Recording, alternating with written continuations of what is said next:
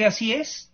Yo lo que veo es que estamos, entre otras cosas, en un momento en el que están cambiando, entre otras cosas, la forma en la que la gente se informa y está cambiando también el régimen.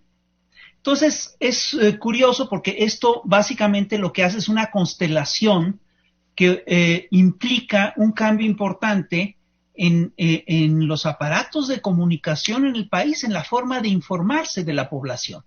Hasta hace unos años, hace apenas unos años, el grueso de los mexicanos no creían en Televisa, pero veían los noticieros de Televisa. Y hoy en día ya es muy poco el espectro que sigue viendo estos noticieros. Mira, sin lugar a dudas, las nuevas tecnologías, pueden cambiar radicalmente a la sociedad. Así como en la década de 1950 la televisión desplazó a la prensa, en la década del 2010 el Internet y las redes sociales están desbancando a la televisión. Prueba de ello es este programa, ¿no? Este programa hubiera sido absolutamente inconcebible hace 15 años, hace 10 años, ¿no? Ahora, es muy interesante el debate que se ha suscitado alrededor del tema de la libertad, porque ahora sí que diré que el historiador que me antecedió en la palabra llegó a plantear, entre otras cosas, que Andrés Manuel tenía una personalidad intolerante, que tenía un talante autoritario, que era totalmente contrario a la democracia, etcétera. Perdón, a mí me parece que el ejercicio de que un mandatario todos los días se someta a preguntas abiertas, contradice totalmente esta afirmación.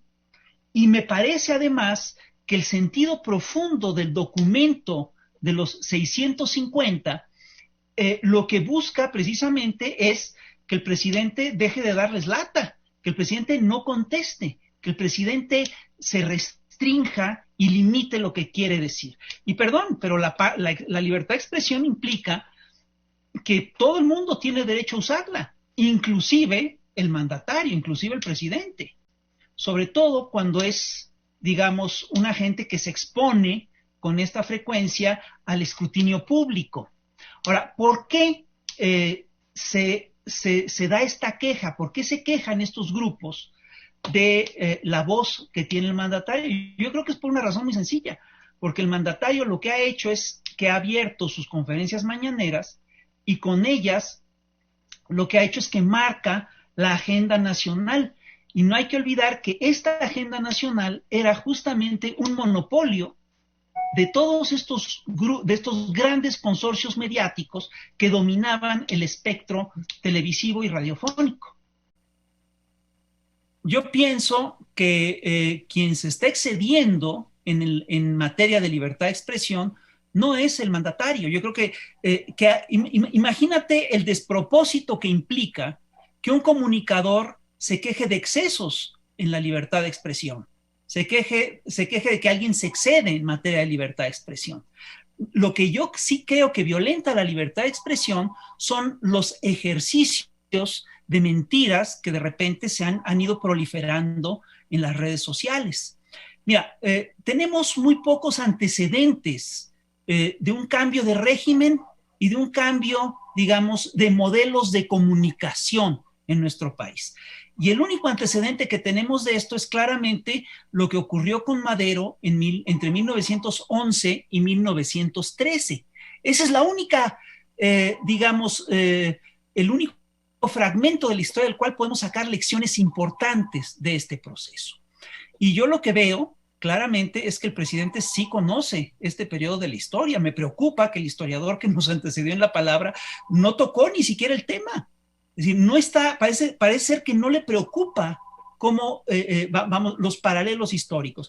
Hace un rato, y en referencia a lo que por la mañana el presidente de la República dijo, Enrique Krause emite un tuit diciendo medio siglo de crítica al poder y pone unos títulos. Ninguna difamación podrá borrarlo y ninguna intimidación podrá acallarme. ¿Qué opinas? Mira, yo creo que Krause tiene una idea muy curiosa de lo que es la crítica y creo que tiene una muy buena idea de sí mismo. Yo creo que Krause Krause se especializó durante muchos años a hacer trajes ideológicos a la medida de los gobiernos en turno.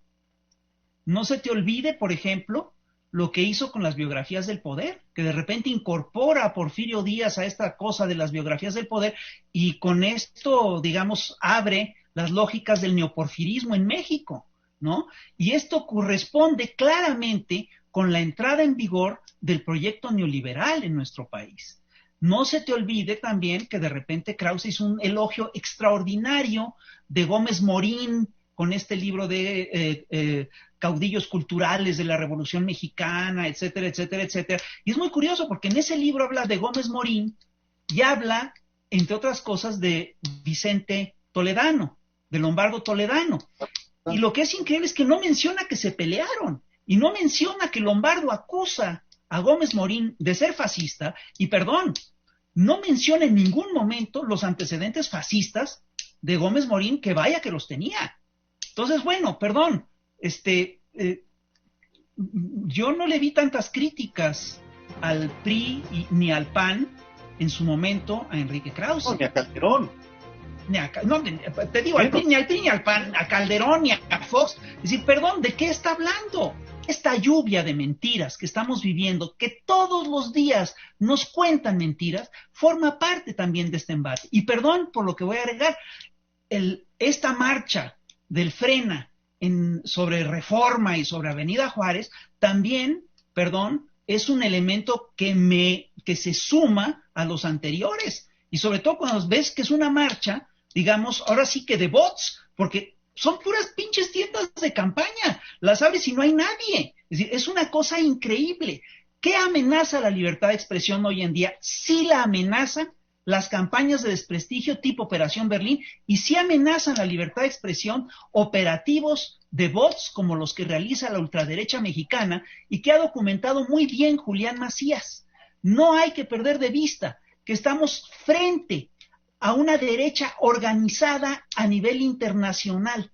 Los mismos bots, y esto lo documenta muy bien Julián Macías, que es el hacker de Podemos, el experto en redes de Podemos, ¿no? Una de las cosas que documenta es que detrás de las campañas contra